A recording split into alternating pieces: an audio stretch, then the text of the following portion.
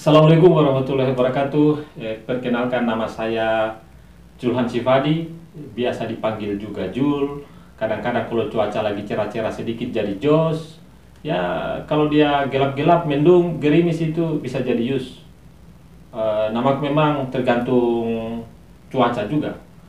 Ya, karena saya sadari saya punya nama itu hanya cocok memang lidahnya orang Sulawesi kalau dia panggil Julhan Sifadi.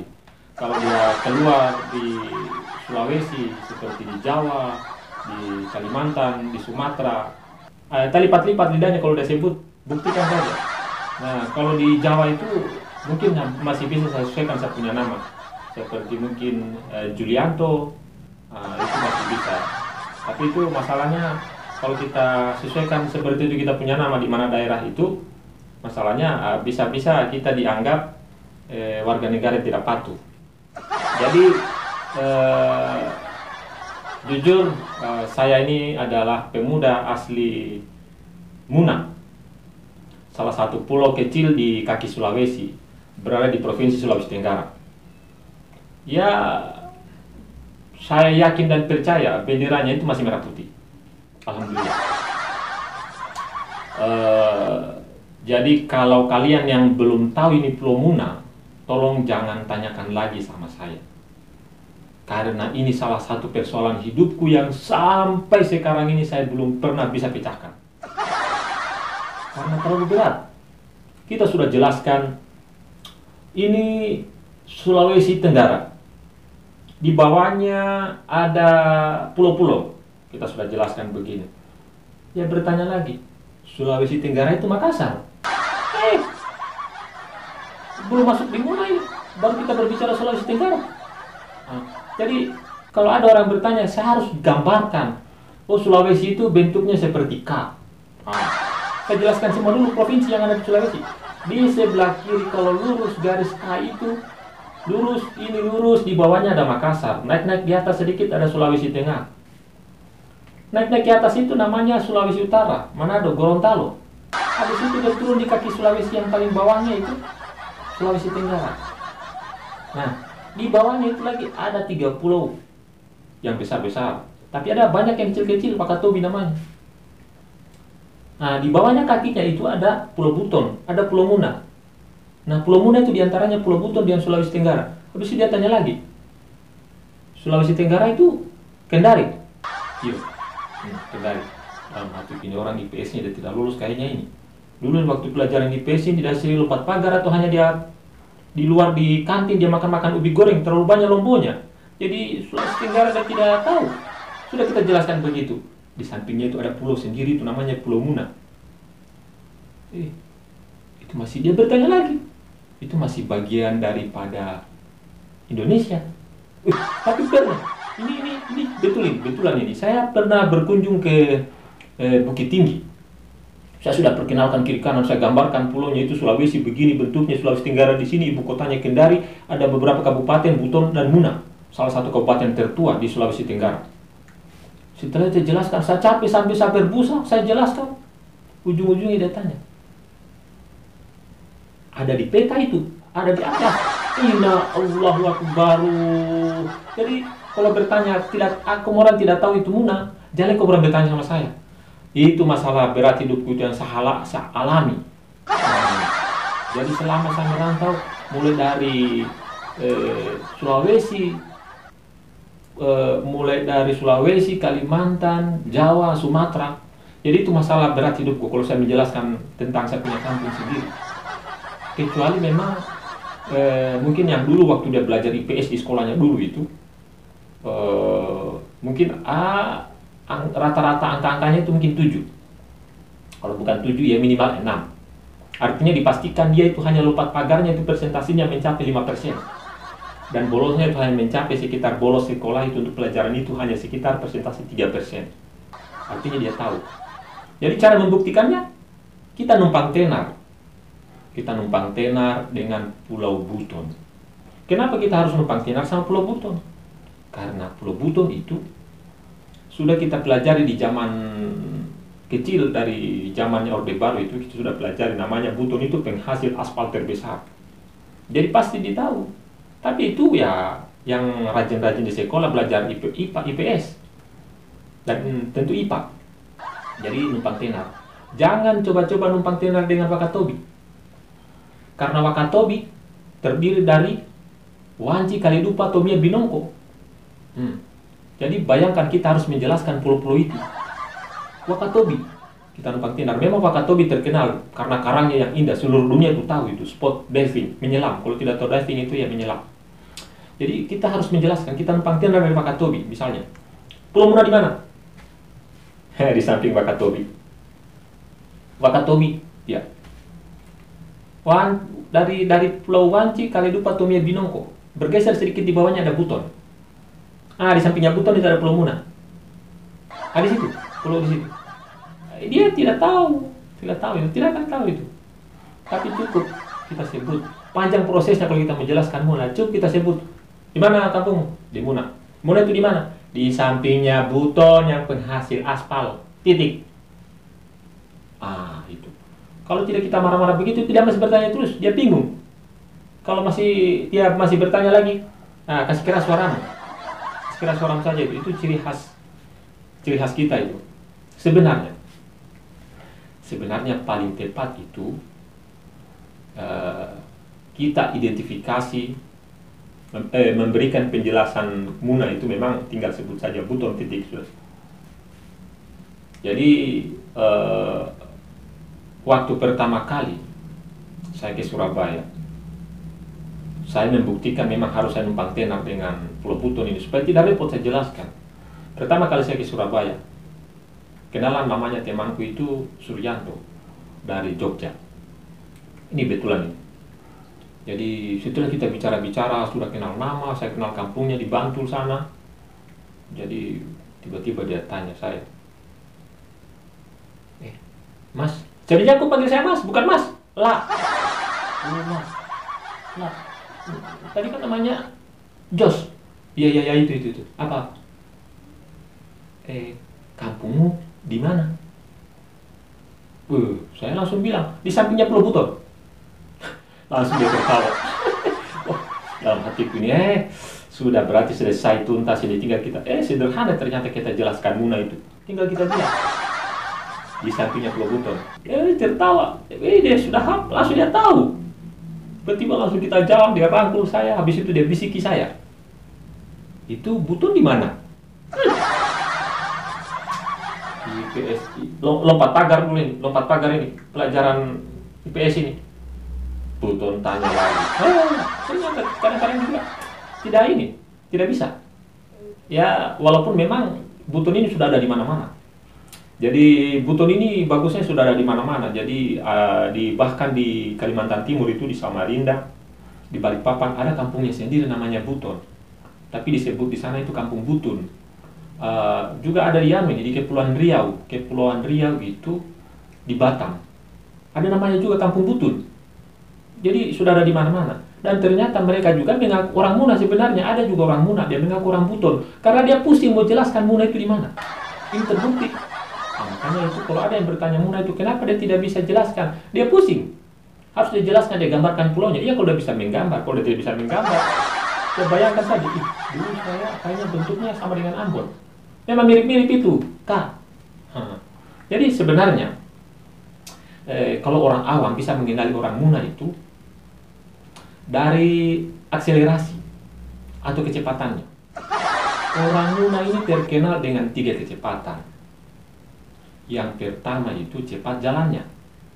Kalau jalan cepat, kan terbiasa baku buru dengan kebun, baku buru dengan malam, mau jaga kebun, kalau tidak dilubai babi.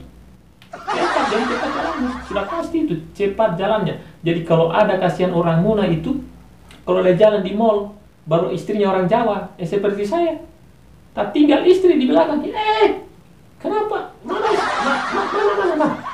Tak tinggal. Jadi mau dimaklumi, kan kita biasa baku buru dengan babi di kebun, harus cepat-cepat.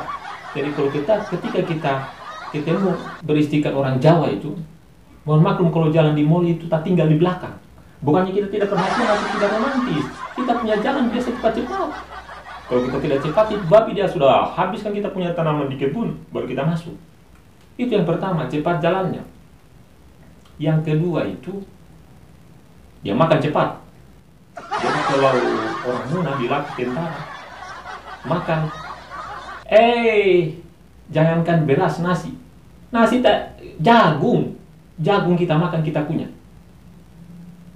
tidak sampai 3 menit langsung masuk. Jadi cepat makannya. Jadi ada 3 kecepatan: cepat jalannya, cepat makannya, dan pastinya yang ketiga itu cepat bicaranya. Kau tidak percaya? Coba kau tanya, di mana rumahmu? Pasti dia bilang, di sebelah baru-baru dekat jembatan, lewat sekolah sedikit belok kanan ada mangga kuning yang kayak orang ada pertigaan, di situ ada tubuh penjual apa tanya saja di situ. Kau tidak mengerti tuh? Hanya orang Muna yang bisa cepat bicara begitu. Jadi saya yakin kalau Indonesia mau menang main bola, harus dia pasang strikernya itu setidaknya itu 2 orang Muna di depan. Jadi dari kiper langsung lempar bola ke depan, langsung lempar. Biarkan orang 2 itu baku kejar dengan bola itu. Terbiasa baku kejar, baku buru dengan babi dalam kebun, pasti menang itu. Dan tendangnya pun tidak main-main. Kalau bola dia tidak bisa tendang, gawang yang dia tendang sampai tak lempar dengan gawang-gawangnya itu bisa itu. Biasa baku tekel. Sudah biasa. Jadi kalau mau menyerang itu sebenarnya itu kasih lari orang Muna itu cepat larinya. Cepat, sudah selesai tuntas. Nah, sebenarnya cara yang berikutnya, kalau mau identifikasi orang Muna itu, lihat dari rahang. Jadi mohon maaf, jadi kita punya rahang itu bukan keras. Seperti saya ini, saya bukan keras ini. Mohon maaf ini, cuman sedikit kurang lembut saja, bukan keras. Itu karena dipengaruhi sama kondisi topografi tanah. Tanahnya di Muna itu bisa saya katakan 80% itu terdiri dari batuan kapur. Jadi mohon maklum saja. Jangan lirik rambut juga, karena kita punya rambut ini ya, kita sudah mengenal salon, ada smoking, ada rebonding, bahkan pada level-level yang lebih modern itu ada spa, ada sauna. Cuman beda cara saja. Kalau kita itu mau spa, mau sauna itu, gampang sekali, tinggal pergi tanam jagung di kebun siang-siang jam 2 itu selesai, tidak ada. Tanam jagung, tanam kacang siang-siang jam 1, jam 2 itu, pokoknya udah selesai. Tapi ini yang penting. Satu hal yang rakyat Indonesia harus tahu, bahwa orang Muna itu sudah terlatih hidup sehat dari zaman nenek moyang dulu. Jadi kenapa saya bilang begini? Karena begini, banyak orang-orang kaya yang banyak uangnya itu, yang bisa makan enak, yang bisa makan apa saja, pas dia bikin teh, gulanya dia ganti namanya jadi gula jagung. Dia tidak mau pakai gula pasir. Tidak mau. Kenapa? Karena itu ada kolesterol, ada gula darah, ada asam urat, dan sebagainya. Itu penyakit-penyakit yang paling itu menakutkan kalau sudah banyak uang. Nah, kalau kita ini, bukan kita bikin gula itu jagung, tapi kita jadikan makanan pokoknya kita sehari-hari. Jagung tua itu. Jagung tua direbus 3 kali pakai batu kapur, baru kita punya sampai rahang dia baku tekel dengan gigi. Baku tekel. Jadi mohon maaf ini. Mohon maklum kalau saya punya gigi itu ada cadangannya. Mohon maaf. Karena ya kalau dia lagi baku tekel, tiba-tiba ada yang cedera. Baku tekel ini, kita lagi baku tekel ini, kita punya gigi, saya punya gigi, baku tekel dengan jagung, dengan rahang ini, ada cedera, ada pemain cadangan dia maju. Makanya jangan heran itu kalau kita ada cadangan gigi. Jadi bukan hanya pemain bola yang ada pemain cadangan, kita pun ada gigi, ada cadangannya. Jadi selain makanan pokok kita jagung, jadi soal lauk di Muna itu tidak susah. Di Muna itu tidak susah kalau soal lauk. Karena Pulau Muna ini dikelilingi sama laut. Jadi kalau mau beli ikan, tidak seperti di kota-kota besar kehidupannya orang-orang modern itu. Beli ikan langsung starter mobil, pergi di supermarket yang ada AC-nya itu, terus tinggal tunjuk-tunjuk ikan itu. Ini ikan itu. Oh, kita tidak. Tidak, langsung buka baju, lompat. Langsung tinggal pilih-pilih ikan di dalam air itu sambil berenang. Pilih-pilih ikan. Nah, tinggal pilih itu, ada kurapu, ada cumi di situ, ada udang itu, ada ikan putih itu, ada kadang-kadang juga ada kunang-kunang. Tinggal pilih. Habis itu langsung naik. Kita cari ikan satu kali untuk satu kali masak saja itu. Besok nanti tidak bisa kita panasi karena sudah tidak enak. Jadi kita pilih itu hari itu langsung kita makan itu hari juga. Kita kasih masuk panci. Habis dipilih langsung kasih masuk panci. Kasih garam sedikit. Ya, kasih belimbing, kasih daun kedondong. Ya kadang-kadang kalau ada kelebihan sedikit itu kasih potongan ayam pahanya, dadanya atau apanya. Jadi kalau pas kita lagi memasak ikan itu, ada yang ketuk-ketuk pintu. Assalamualaikum. Yuk masuk. Kau bayar dulu itu. Kalau ada yang menagih itu pas kau masak ikan, berarti kau bayar cepat. Ikan tadi itu berarti kau belum bayar di pasar. Belum cepat kau selesaikan itu. Jadi karena makanannya kita itu sehat, ikan tinggal ambil, ya. Apalagi kalau dimodali dengan tato di sebelah kanan, maksudnya tato cacing sebelah kanan, belum baju buka dada. Kalau mau pilih ikan itu tidak sampai di laut, baru di pelabuhan kurang enak. Di pelabuhan, berapa ikanmu? Ambil saja. Itu bayarnya orang Muna itu, kalau dia lihat kita itu buka dada itu. Habis itu ada tato cacing di sebelah kanan, baru di sebelah kiri ada tato bunga daun kedondong, langsung dikasih. Ada ina, ada ikan yang tidak dipakai, ikan ambil. Banyak itu kamu. Jadi karena makanan kita sehat-sehat, ikan masih segar langsung kita rebus. Kadang-kadang masih kita rebus ditagi orang, jagung masih kita jadi makanan pokok, kadang-kadang juga ubi. Pokoknya sehat-sehat semua. Jadi kita, kalau saya kategorikan ini orang Muna sebenarnya orang-orang cerdas karena makanannya, dan bisa terlatih. Terlihat dari rahang dia terlatih hidup di bebatuan. Jadi di mana saja dia siap. Karena ini kecerdasan ini, jadi kategori saya masukkan pada kategori orang Muna ini sebagai pemikir. Jadi di Indonesia itu ada Laude Ida, jadi pemikir yang ikut membantu bagaimana pemerintah ini bisa memberikan pelayanan terbaik kepada masyarakat melalui ombudsman, karena dia pernah menjabat ombudsman. Pemikir, kelihatan memang pemikir. Ada juga Pak Ridwan Bae, pemikir bagaimana dia memikirkan itu infrastruktur itu di Indonesia Timur bisa merata dengan daerah-daerah lain. Di DPR RI ada, ya kan, pemikir memang, orang terus berpikir, memberikan sumbangsi pikiran kepada negara. Orang muda. Jadi jangan tanya saya juga kategori pemikir. Jadi saya, alhamdulillah sampai hari ini saya ikut berpikir, memikirkan bagaimana supaya besok saya bisa makan kambusen jenis apa. Oke, itu saja dari saya. Assalamualaikum warahmatullahi wabarakatuh.